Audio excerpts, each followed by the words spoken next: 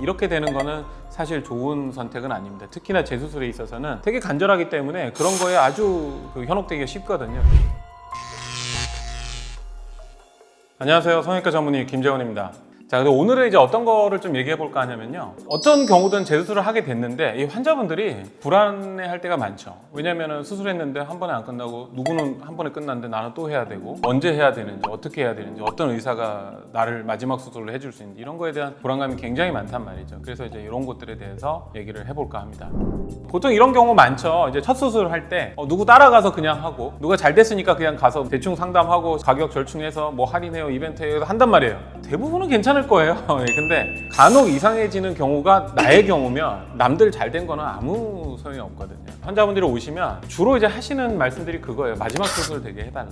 재수술 하신 분들의 가장 큰 염원이죠. 의사분 입장에서 봤을 때요. 저도 초반에는요. 이 코를 어떻게 좀 해결해 줄까? 모양을 어떻게 잡아주고 뭐 비치는 걸 어떻게 해결해 주고 이런 어떤 술기적이거나 코를 해결해 주는데 중점을 뒀었거든요. 근데 이제 이게 좀 사람이 지나다 보니까 어떤 것들이 먼저 보이기 시작하냐면요. 그 사람이 이제 지나온 시간들이 보이기 시작하는 거죠. 코 수술을 2번, 3번 하면요. 수술 자체의 난이도도 올라가지만 그 환자분이 적어도 6개월씩 기다렸다 수술하거든요. 1년, 2년 금방 가버리는 거예요.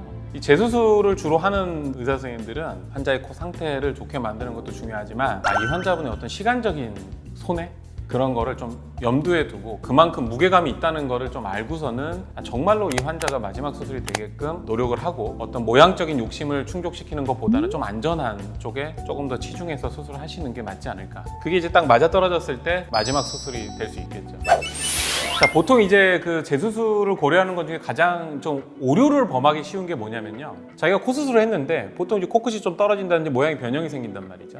뭐 염증이 나고 이러면은 선택의 여지가 없죠. 재수술을 하셔야 되는 경우인데 모양적인 변화 때문에 이제 재수술을 생각할 때 환자분들이 이제 이렇게 생각하세요. 처음에 수술을 했으니까 뭐 조금만 살짝 뭘 덧대서 뭘 해결하지. 그 부위만 그냥 해결하고 싶어 할 때가 많거든요. 이러다 낭패 보는 거예요.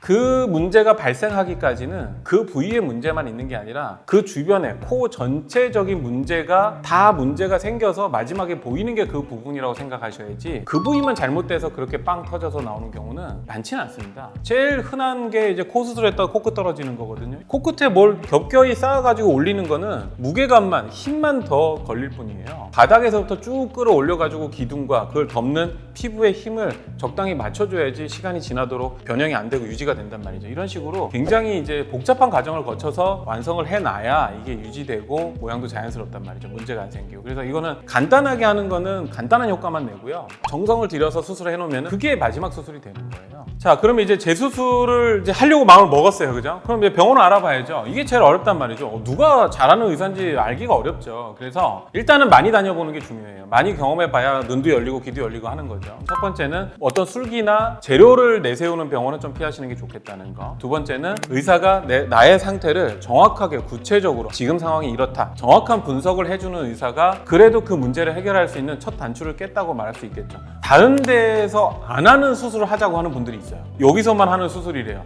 이런 건 진짜 말이 안 되죠. 그렇게 좋은 수술이면 다른 데서 다 하는 거예요. 그렇죠? 그래서 뭔가 특화돼서 나만이 이걸 해결해 줄 수 있다. 이렇게 되는 거는 사실 좋은 선택은 아닙니다. 특히나 재수술에 있어서는 되게 간절하기 때문에 그런 거에 아주 현혹되기가 쉽거든요. 그래서 그런 것보다는 일반적으로 어떤 술기를 정말 정성스럽게 숙달돼서 하느냐 이게 문제지 전 세계에서 나만 이 수술을 합니다. 이런 거는 위험할 가능성이 높습니다.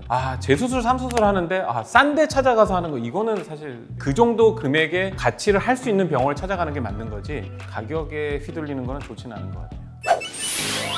말씀드린 부분을 좀 참고한다면은 아주 나쁜 상황은 피할 수 있지 않을까 싶습니다. 그래서 재수술을 하는 데 있어서 병원보다 의사 선생님이죠. 의사 선생님을 선택하는 데 있어서 그런 점들을 좀 고려해 두면 다시 수술하게 되는 상황은 좀 벗어날 수 있지 않을까. 앞서 말씀드린 팁들을 잘 활용하셔서 좋은 병원보다는 좋은 선생님을 찾아가시는 게 좋겠습니다.